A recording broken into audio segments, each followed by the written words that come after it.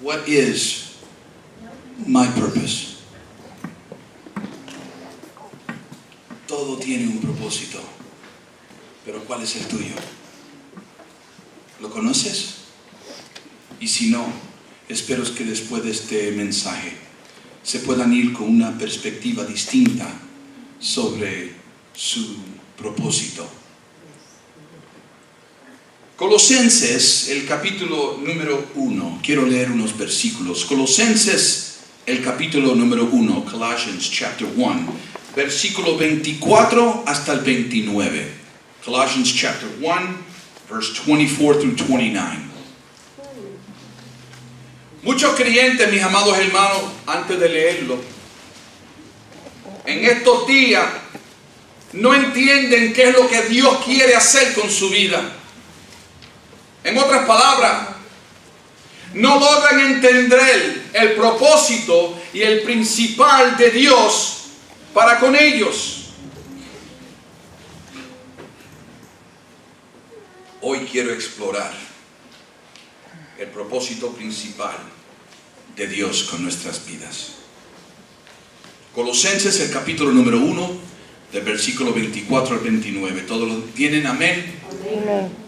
Ahora me gozo en lo que padezco por vosotros y cumplo en mi carne lo que falta de las aflicciones de Cristo por su cuerpo, que es la iglesia, de la cual fui hecho ministro según la administración de Dios que me fue dada para con vosotros, para que anuncie cumplidamente la palabra de Dios, el misterio que había estado oculto desde los siglos y edades, pero que ahora ha sido manifestado a sus santos, a quienes Dios quiso dar a conocer las riquezas de la gloria de este misterio entre los gentiles, que es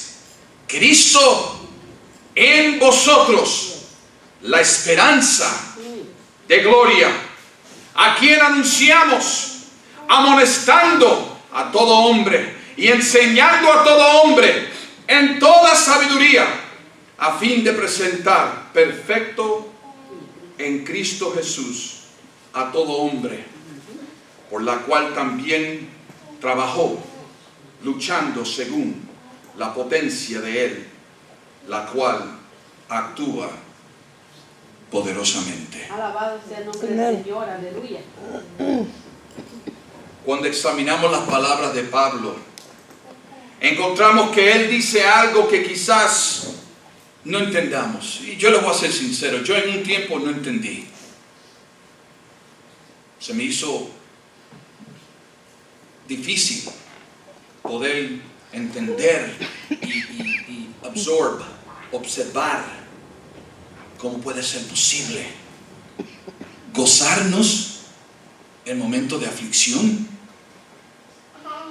estar contentos en momentos de tribulación.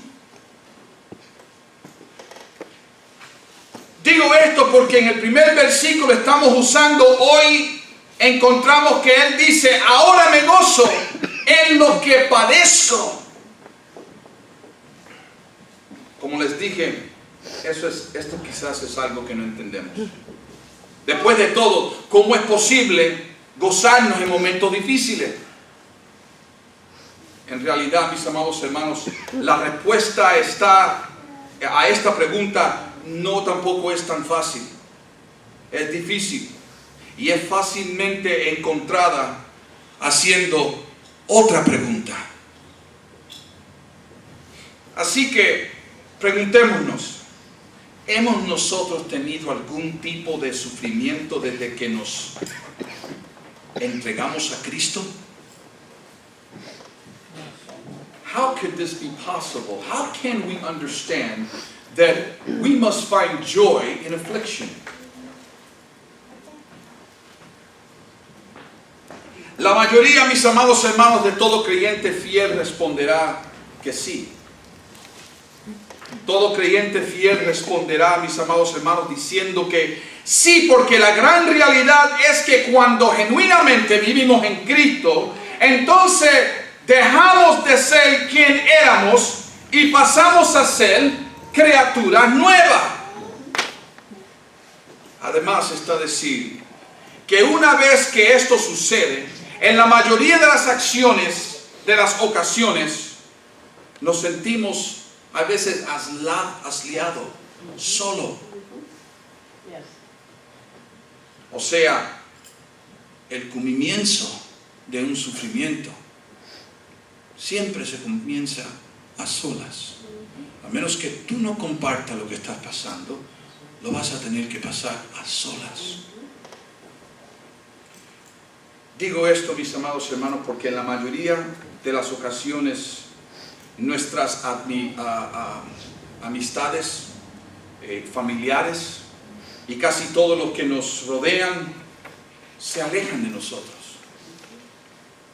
Se alejan porque cuando genuinamente nos entregamos a Cristo, entonces dejamos de formar parte de muchas de las cosas que antes hacíamos,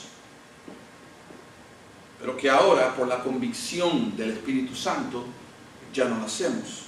En otras palabras, se alejan de nosotros porque hemos escogido hacer como nos dice la palabra en Efesios, el capítulo número 5, versículo 11, cuando leemos: y no participáis en las obras infructuosas de las tinieblas, sino más bien repréndelas.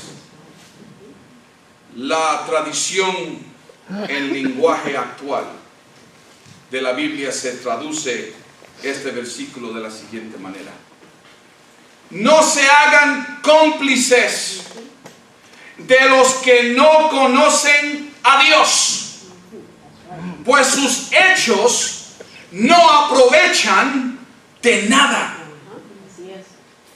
Al contrario, háganles ver su error. Y hacer esto, en la mayoría de las ocasiones, mis amados hermanos, causará que personas que nosotros estimamos, amigos, familiares, personas cercanas a nosotros, se alejen de nosotros. Ya no existirá la semejanza que una vez teníamos. Y como les dije, esto puede producir sufrimiento. Para que entiendan bien a este punto, mis amados hermanos, que les estoy haciendo, debemos de notar que cuando Pablo escribió estas cartas a las iglesias, él estaba encarcelado. Pablo ya estaba encerrado, a solas.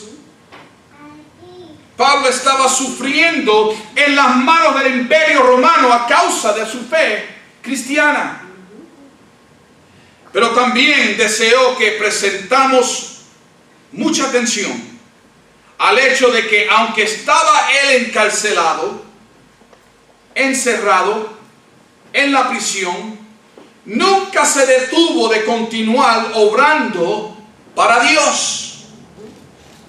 Y hay veces, mis amados hermanos, que en esta ocasión, con este ejemplo, nosotros a veces nos encontramos en situaciones que cuando estamos pasando por momentos difíciles, paramos de ser lo que Dios nos ha comisionado ser. Pero nadie nos ha dado ese derecho. Es fácil glorificar y ensalzar el nombre del Señor mientras todo esté bien. Es fácil. Pero cuando no esté tan bien las cosas, ¿podemos alzar la voz de la misma manera? ¿Pudiéramos cantar y alabar y glorificar al Señor con la misma pasión? Lamentablemente la iglesia de hoy sufre y los ministros se detienen o se retardan porque muchos en el pueblo de Dios permiten que su situación y sus emociones interfieran con su fe. Y no puede ser así. Como he dicho en muchas ocasiones, es bien fácil tener fe cuando marchan las cosas bien. La realidad, mis amados hermanos, es que es bien fácil confiar en Dios cuando no existe alguna adversidad. Pero en el momento que algo nos sucede, o en el momento cuando las cosas no marchen de la manera que nosotros deseamos, entonces comenzamos a sufrir. No solamente nosotros, pero también el cuerpo de Cristo. Y yo les digo, mis amados hermanos, el problema no está en que suframos. Ese no es el problema. El problema está en que cuando comenzamos a sufrir, en vez de orar y alabar a Dios, la mayoría de los creyentes tratan de resolver las situaciones por su propia fuerza y su propia voluntad, en vez de acudir a Dios. Esto en casi toda ocasión causa que nos enteremos más profundamente en el problema. Le pongamos más atención al problema que a la solución. Ese es el problema. El problema no es la prueba. El problema no es la tribulación. Dios ha permitido que esto esté en nuestra vida por una razón y un motivo, con un propósito. Y cuando nosotros le ponemos más énfasis a la situación que el que la puede resolver, ahí está el problema. ¿Están conmigo? ¿Me están entendiendo? Pablo aquí nos dice que se gozaba en lo que estaba padeciendo. Esto es algo que, como dije, es difícil de entender. Pero aunque difícil de entender, no es imposible hacer. Y por eso, en Primera de Pedro, dice lo siguiente, Primera de Pedro capítulo 4 versículo 16.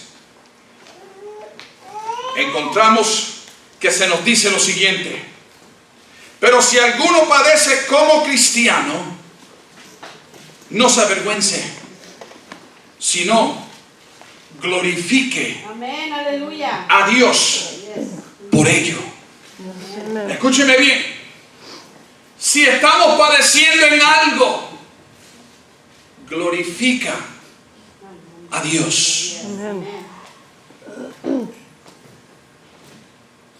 Pero esto es algo, mis amados hermanos, que algunos encuentran extremadamente difícil de hacer. ¿Por qué? La razón principal es la falta de fe en la vida de muchos de nosotros.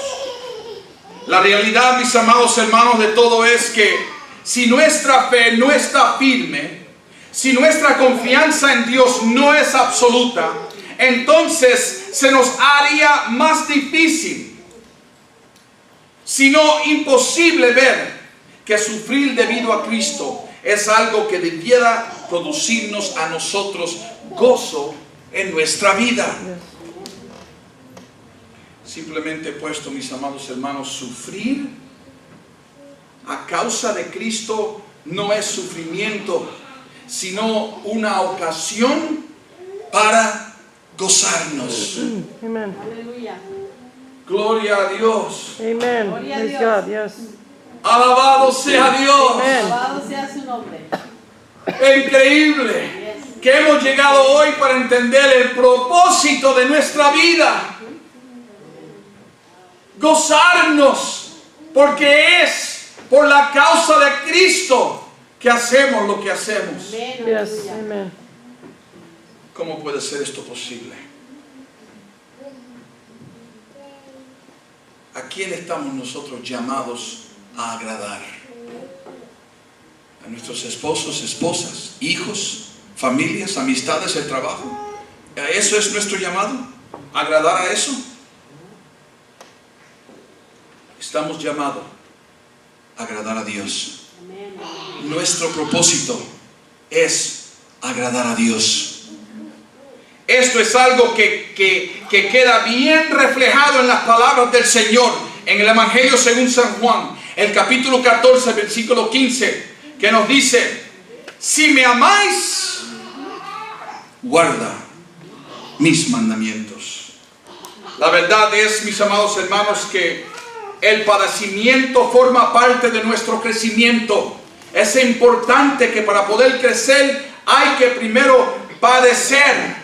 Y no es algo que nos debe tomar por sorpresa, sino tenemos que esperarlo. Esto es algo que nos advierte claramente. Primera de Pedro, el capítulo 4, versículos 12 y el 13. Mira lo que dice. Primera de Pedro, capítulo 4, versículos 12 y 13. Amados, no os sorprendéis del fuego de prueba que os ha sobrevenido, como si alguna cosa extraña os aconteciese, sino gozaos cuando sois participantes de los padecimientos de Cristo, para que también en la revelación de su gloria os gocéis con gran alegría. Amén. Acuérdense siempre, una guerra avisada no mata al soldado. Así que el sufrimiento va mano en mano con nuestra fe. Pero aún en medio de nuestro sufrimiento, cuando nos mantenemos fiel, el Señor siempre nos bendice. Amén, aleluya, yes. No hay momento en toda la Escritura cuando los hombres y mujeres de Dios que tuvieron que pasar sufrimientos que aún todavía no los hemos visto y algunos todavía no lo podemos ni imaginar, que nunca hayan salido bendecidos por ver sufrido por la causa de Cristo. Esto es algo, mis amados hermanos, que el Señor nos dice claramente en Lucas, el capítulo 6, versículo 22 y el 23.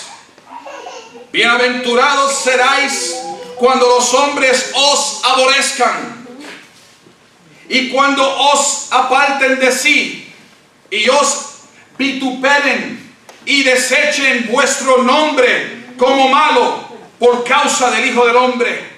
Versículo 23. Gozaos en aquel día y alegraos, porque he aquí, vuestro galardón es grande en los cielos. Aleluya. Porque así hacían sus padres con los profetas. La pregunta que ahora debemos hacernos, mis amados hermanos, es esta: ¿estamos dispuestos a sufrir? ¿Estamos dispuestos a sufrir? Amén, aleluya. Volvamos al versículo que empezamos a leer en Colosenses, el capítulo 1, versículo 24 al 29.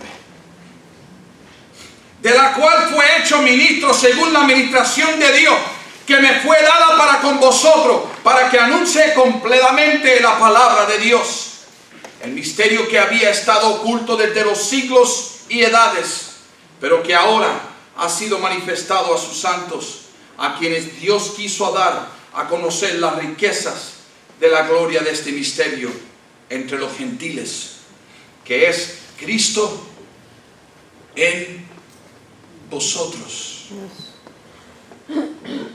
la esperanza de gloria. Su propósito, ¿cuál es? Cristo en nosotros, la esperanza de gloria. Aquí vemos, mis amados hermanos, claramente el propósito de Dios que fue con Pablo.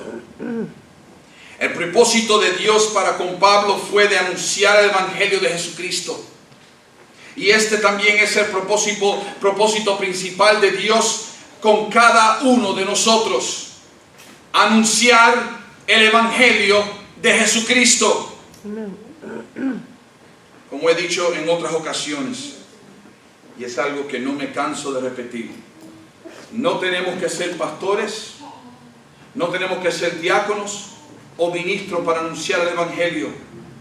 Solo tenemos que ser discípulos y acordarnos de lo siguiente: hay un propósito para tu vida. Nada es por casualidad. Tu propósito, padre o madre, bien puede ser de instruir a tus hijos en el camino. Así es, amén.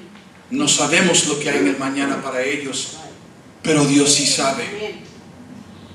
Nosotros todavía tenemos tiempo. Acordarnos que todo lo que nosotros estemos sembrando en nuestras familias hoy día, mañana será cosechado. Y es sumamente importante que nosotros comencemos a evangelizar, a predicar, a gozarnos en el Señor con la familia antes de salirnos fuera de la familia a hacer lo mismo. Es triste que yo veo muchos predicándole a los demás y se olvidan de su propia familia. Mis amados hermanos, tu hijo necesita de Cristo. Tu hija necesita de Cristo. Y si no estamos dispuestos nosotros a enseñarle, acuérdense, hay alguien esperándola fuera de la puerta. Siempre presto y listo para enseñarle o demostrarle un camino que no les llega a la verdad, lamentablemente. Claro está, mis amados hermanos, que la educación formal nunca está de más, es importante, pero la gran realidad es que no hay que ser un sabio, no hay que ser un maestro en la teología. Lo único que se necesita para anunciar el Evangelio es un corazón que esté dispuesto. Lo que necesitamos es reconocer el propósito principal de Dios en nuestras vidas y aceptar la responsabilidad que nos ha encargado. ¿Estamos dispuestos, hermanos, a asumir la responsabilidad que el Señor nos ha dado como padre, como madre, como hermana mayor, hermano mayor, como abuelita, como abuelito, como tío, como tía? Si lo oyeron bien, mis amados hermanos, si lo oyeron bien, se nos ha encargado una gran responsabilidad. Muchos se creen que tiene que ver con lo de afuera. Nosotros tenemos que edificar aquí mismo, mis amados hermanos. Yo tuve un testimonio muy triste, que entre la misma iglesia yo vi a gente a mi derecha, a mi izquierda, perdiéndose en la misma iglesia, porque nos olvidamos de edificar a los que estaban a nuestros propios lados. Y eso es un error sumamente grande. Y por eso es que aquí practicamos que la familia se quede en el santuario juntamente con sus padres y sus madres. No porque no queramos que los niños disfruten, pero es sumamente importante enseñarle el por qué estás a mi lado y por qué es importante escuchar la palabra de Dios. Porque Dios tiene algo para todos, aún a la edad que tienen ellos. Créame, si no lo creen, mírenlo bien cuando están viendo la televisión. Apáguenla y háganle preguntas de qué fue lo que vieron. Y díganme ustedes a mí si no lo entendieron o si lo entendieron.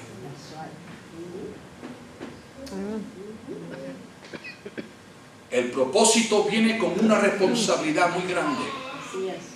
Y tiene que comenzar con nosotros mismos. Nosotros mismos. La palabra de Dios aquí nos dice, para que anunciéis cumplidamente la palabra de Dios. Es tu responsabilidad, mi responsabilidad. En otras palabras, el propósito principal es presentar la palabra de Dios en toda situación. Aun cuando esto no pueda ser lo más popular o nos pueda causar sufrimiento. A mí no me gusta oír eso que dicen mucho en inglés, I told you so. Eso lo aparta a uno del evangelio. Yo prefiero que se callen la boca o que boten eso de su vocabulario. ¿Cómo se dice eso en español? Te lo dije. Paren de estar hablando barbaridades, que es eso que te lo dije. Dios también a nosotros nos está diciendo desde el principio. ¿Y qué esperamos nosotros? Seamos humildes y nobles. No le estemos tirando que ya te lo dije. Olvídense de eso. ¿Cuántas veces el Señor no nos ha perdonado por el mismo error? Vamos a ver. Por el mismo error. Por lenguilargo. por mentiroso, por chismoso, por ladrón. Seguimos. Y Él nos perdona. Amén. Él nos perdona. Y por eso estamos aquí. Amén, aleluya. Con el propósito de expandir el Evangelio con los que estamos, con nuestros familiares. Amén. Que podamos ser sólidos. Mis amados hermanos, no hay nada más que le complazca al Señor. Que podamos servirle al Señor todos juntos, en armonía, con la familia. Amén. El propósito principal de Dios con un siervo fiel es de amonestar, en otras palabras, ayudar a aquellos que puedan estar quizás confundidos y de llamar al arrepentimiento a todos los que andan por malos caminos.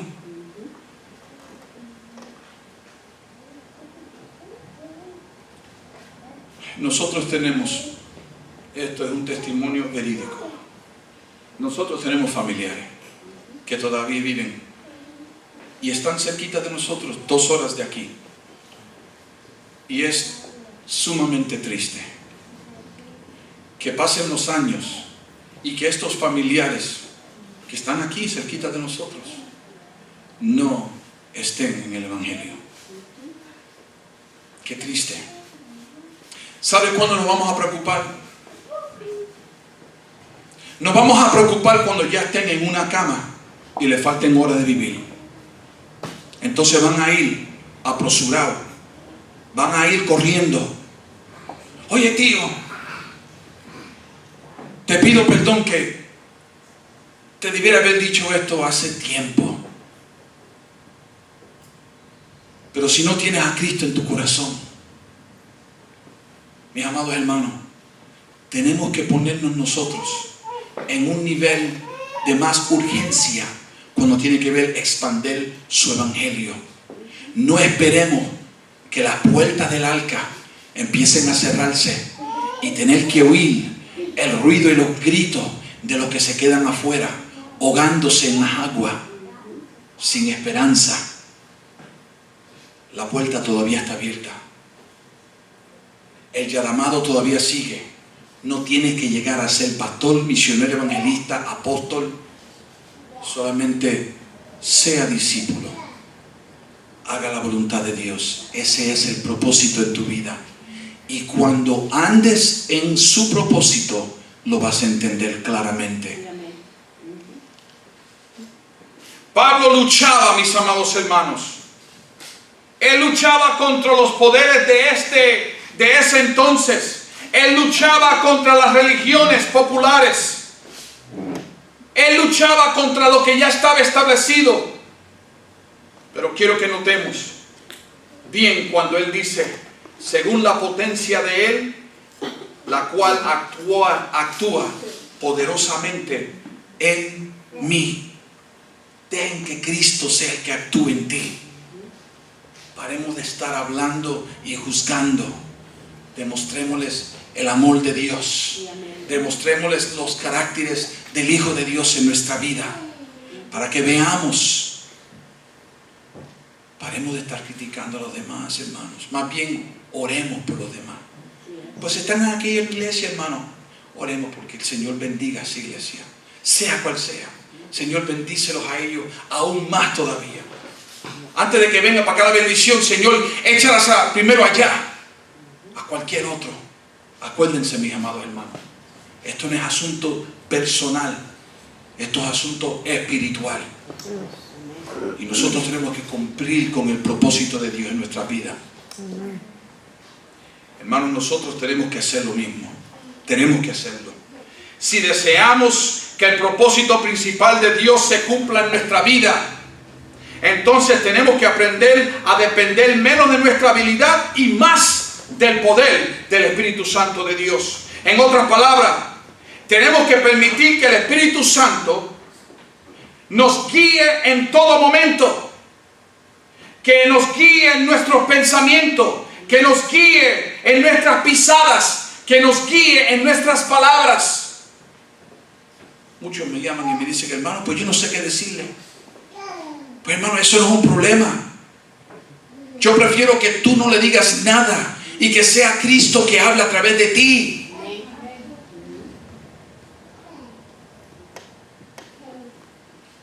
Pablo no dependió de su propia fuerza.